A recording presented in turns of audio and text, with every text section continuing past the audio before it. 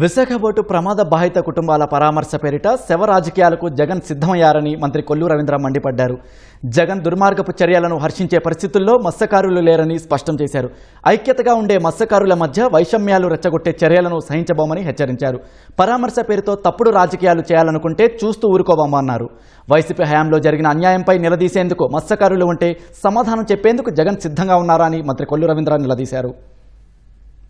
ఇవాళ చూసాం భారతదేశ చరిత్రలో 72 గంటల్లో ఎక్స్గ్రేషియా 10 లక్షల రూపాయలు ఇచ్చేది.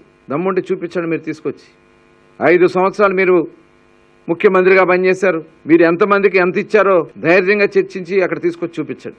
ఇవన్నీ మీరు చేయకుండా లాస్ట్ గవర్నమెంట్లో పెట్టుకుని మీ మంత్రుల దగ్గరికి వెళ్ళి ఆ గణేష్ గారి దగ్గర కానీ సిదిల అప్పలరాజు గారి దగ్గరికి వెళ్తే కనీసం డెత్ సర్టిఫికెట్ కూడా ఇప్పించినటువంటి దౌర్భాగ్యమైనటువంటి సంస్కృతి మీది. మీరా ఈరోజు వచ్చి పరామర్శల పేరుతో చిచ్చు రేపే కార్యక్రమాన్ని చేస్తూ ఉంటే ఇది చూస్తూ ఊరుకుంటారనుకున్నారా?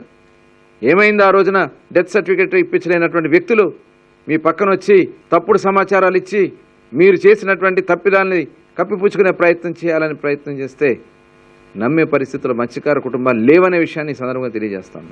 మత్స్యకార కుటుంబాలకి ఏదంటూ లబ్ధి జరిగిందంటే తెలుగుదేశం పార్టీ వచ్చిన తర్వాత జరిగింది. ఈరోజు కూటమి ప్రభుత్వంలోనే జరుగుతూ ఉంది. ఈ కుటుంబాల్ని ఆదుకునేది ఏదన్నా ఉన్నా అది కూటమి చంద్రబాబు నాయుడు గారు. ఒక మంచి మనసు ఉన్నటువంటి వ్యక్తి చంద్రబాబు నాయుడు గారు. దీన్ని రాజకీయం చేయాలని ప్రయత్నం చేస్తే మటుకి సహించేది లేదు, చూస్తూ ఊరుకునేది లేదు. 5 సంవత్సరాలు ఎన్ని ఇబ్బందులు పెట్టారో అవన్నీ మేము మర్చిపోతాం అనుకున్నారా? దయచేసి పరామర్శ పేరుతో అక్కడికి వచ్చి రాజకీయాలు చేయాలని ప్రయత్నం చేసిన, అక్కడికి వచ్చి తప్పుడు ప్రచారాలు చేసినా చూస్తూ ఊరుకునే సమస్య లేదని కూడా హెచ్చరిస్తాం.